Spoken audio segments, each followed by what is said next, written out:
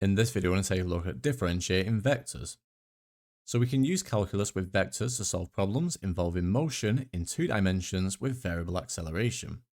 And to differentiate a vector quantity such as f of ti plus g of tj, then you need to differentiate each function of time separately. So to begin with here, let's just start with r. So if we have r here, which is equal to, say, xi plus yj, okay, then if I differentiate this vector here, okay, if I differentiate this vector here with respect to t, so with respect to time, what this gives me is the velocity vector. Okay, so if I differentiate this here, I get the velocity vector. So therefore, the velocity vector here, that's equal to dr by dt. So dr by dt. And that's equal then. So we have some alternative notation here. And what we use is what we call dot notation. So I can represent the first derivative here of r as r dot.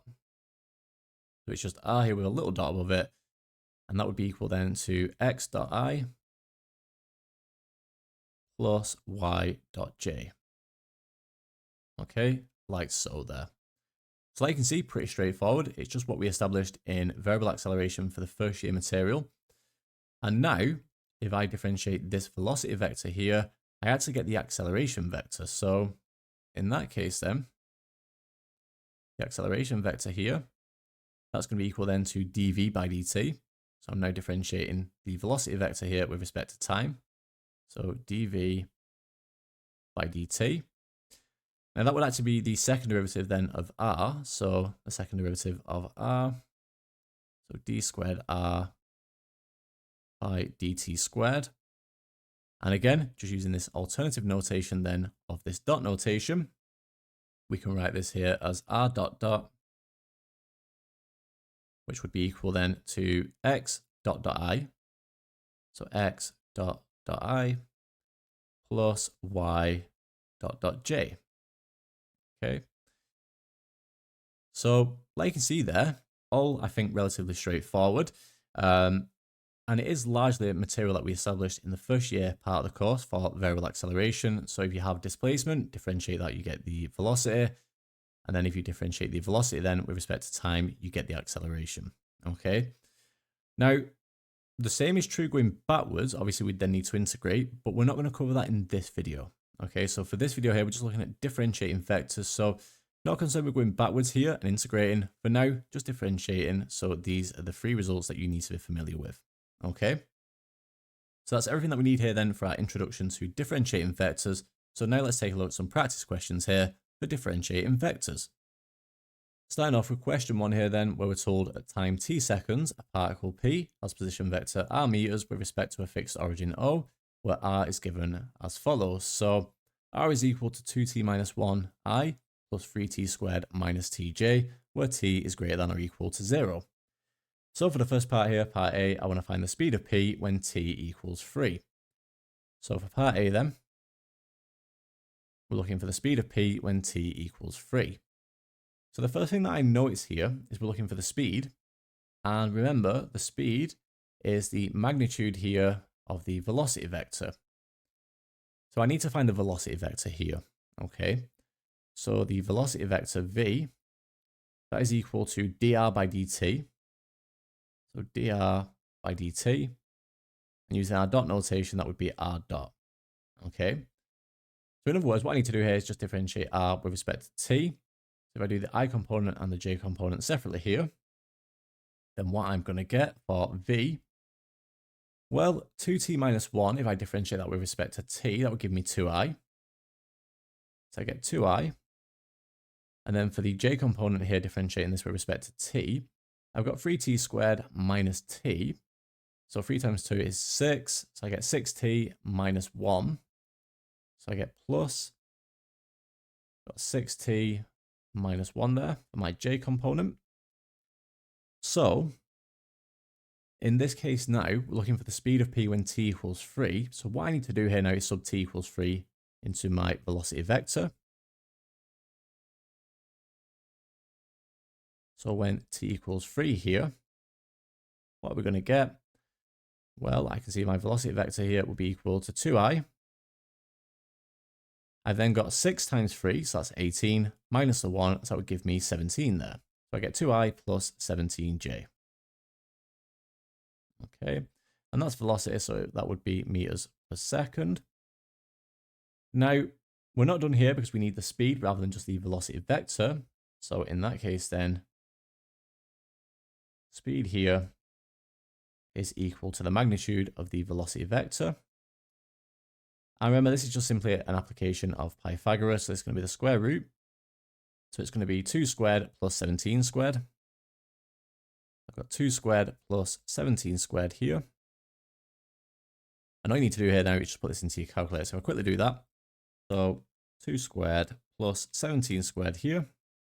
That gives me 293. So if I take the square root of 293 and I round my answer to say 3 significant figures here, I'm going to get 17.1. Okay, so I get 17.1 there. And because it's speed here, my units will be meters per second. Okay. And there we have it. So that's the solution to part A. So if I just box this off over here, this was part A done. So now for part B, we need to show that the acceleration of P is a constant. So how do we do that? Well, the first thing that I need to do here then is find the acceleration vector. And to find the acceleration vector here, I'm going to differentiate the velocity vector with respect to t. Okay, so I'm going to differentiate this here with respect to t. So let me just make a note of that here. So so my acceleration vector here, that is equal to dv by dt. And that is equal then to r dot dot using our dot notation. So here then, differentiating v with respect to t. Obviously, if I differentiate 2 here, that's a constant. When I differentiate that, that differentiates to 0. So we're going to have no I component here. So let me just write this down. A here. Well, we get 0i, so just 0, that just disappears. And then 6t minus 1, if I differentiate that with respect to t, that would simply give me 6. Okay. So what I get then for my acceleration vector here is simply 6j. So we get 6j meters per second, so ms to the minus 2 there. And hopefully it's clear now why the acceleration of p is simply a constant, because we have no component here that is dependent on t. So therefore the acceleration is constant. So therefore the acceleration is constant.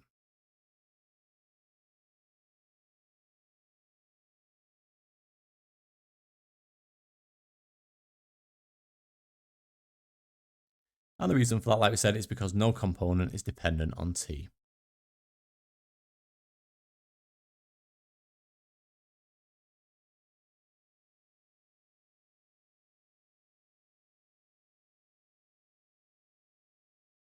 So no component dependent on t. And there we have it. So that's our solution to B and the solution to question 1. So we take a look now at one more question here to finish with. So we've got question 2 where we're told relative to a fixed origin O, the position vector of a particle P at time t seconds is r meters, where r is given as follows. Then we're told that t equals 2, and to begin with, we're asked to find the velocity of P. So for part A then, like we said, we're simply looking for the velocity of P when t equals 2. So what we've got here to start with is the position vector. So what I need for part A is the velocity vector. So in other words, I need to differentiate r here with respect to t. So my velocity vector here, v, is equal to dr by dt. And using dot notation, that would be r dot. Okay, like so. So from here then, my velocity vector, so differentiating the I component here separate to the j component.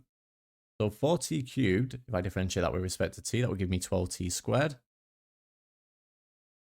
I get 12t squared I. Doing the same now for the j component here. So 2t squared minus 3t, that would differentiate to 4t minus 3. So plus 4t minus 3 there. And that's for my j component. Okay. Now, like we said, we're concerned when t equals 2. So when t equals 2. What do we get here then when we substitute that into our velocity vector? Well, in this case here, my velocity vector would be equal to 12 times 2 squared. So 12 times 4, so that would give me 48. So I get 48i there. Now for the j component, I've got 4 times 2 minus 3, so that's 8 minus 3, so that gives me 5j. I've got 48i plus 5j here, and because we're talking about velocity, then my units would be meters per second. So ms to the minus 1 there. Okay, and there we have it. So that's the solution to part A. So now if we take a look at part B, we're now looking for the acceleration of p. So what we've got here is the velocity vector. I now need the acceleration of this particle p. So if we have the velocity vector here and I need acceleration, I now need to differentiate the velocity vector with respect to t.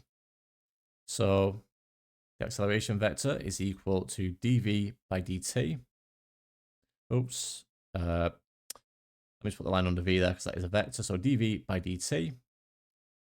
And that is actually the same as the second derivative here of r. So using dot notation, that would be r dot dot. Okay. So in that case then, my acceleration vector here. Well, I'm going to differentiate this here then with respect to t. So starting with the I component, 12 times 2 is 24, so I get 24t there. So we get 24ti. Then for the j component, differentiating this with respect to t, I'm simply going to get 4. So 4t differentiates the 4 minus 3, that's a constant, so that would be 0. I get 4 there. So I've got 24ti plus 4j. And again, we're concerned here now when t equals 2. So when t equals 2,